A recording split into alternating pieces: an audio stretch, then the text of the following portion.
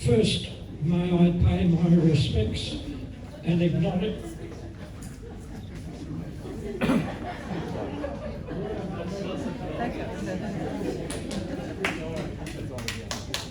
I want to acknowledge and pay my respect to Taiwanese elders past and present who have contributed so much to the vibrant Taiwanese community in Brisbane now. Coda asked me to say a few words, and I'll concentrate on one small but very important health issue that concerns me.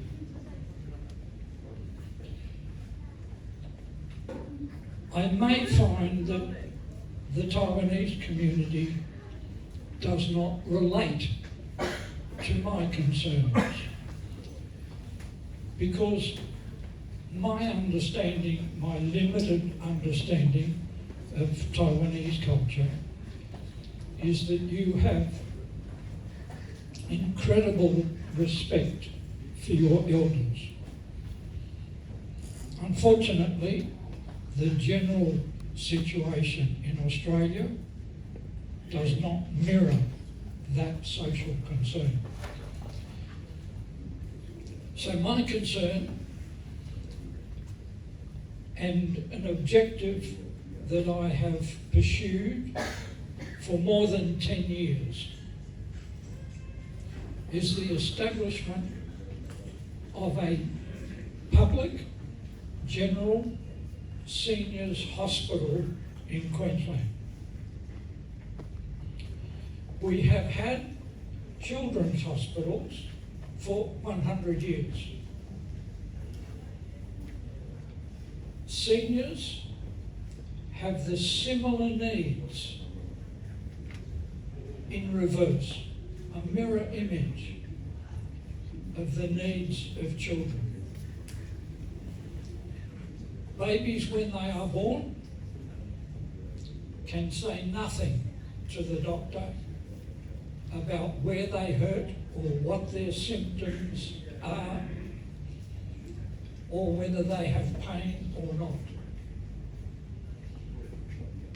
Then, as they grow to teenagers, they become more expressive and can help the doctor.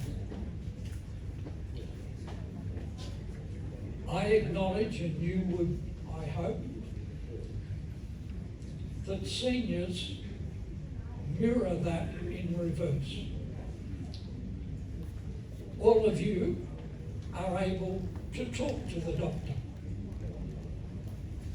But I acknowledge that one day, if I live long enough, will be totally unable to express myself to the doctor. I will be helpless as a young baby. So seniors have that requirement for all the things that children have in a children's hospital, and therefore we should have a hospital especially for seniors. Now, recently, I've been delighted to read the reports from Taiwan that the President of Taiwan was in Tainan a month or so ago to dig the ground for the establishment at the National University in Tainan of a hospital for seniors. So Taiwan will lead the world in establishing the first hospital for seniors.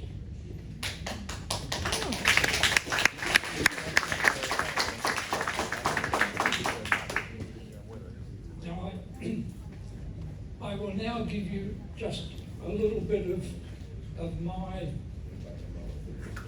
personal opinion. We have no politicians all candidates represented today. Coda tells me they were invited, but why are they not here? I'll tell you. Because they don't think of the Taiwanese community as having any influence in the voting. And why? Because the Taiwanese community is divided. You are divided at home because some of you are blue and some of you are green. You are divided in Australia because some of you are blue and some of you are red.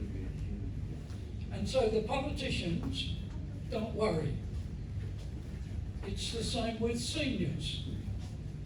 I have tried for 10 years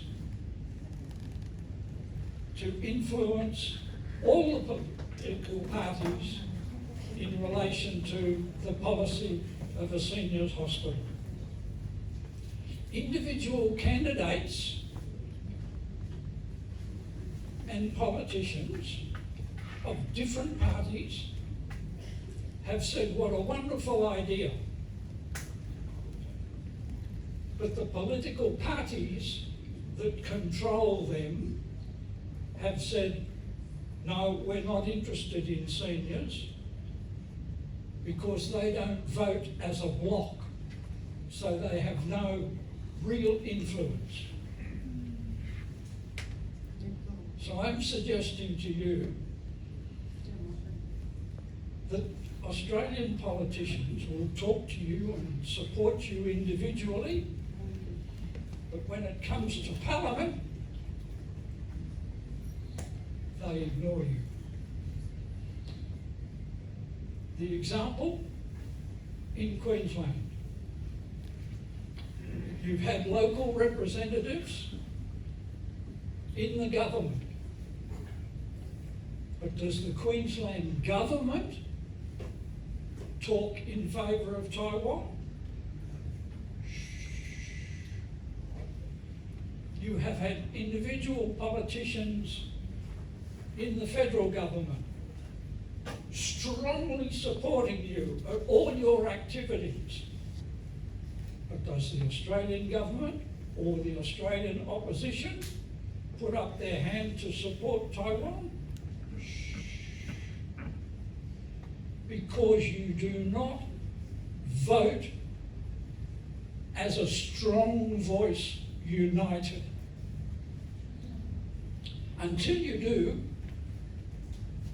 realistically and sadly, you have no influence.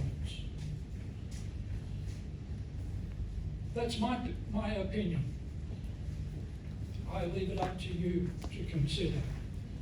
But the point I make is, until you show the politicians that you are a voice united in one cause,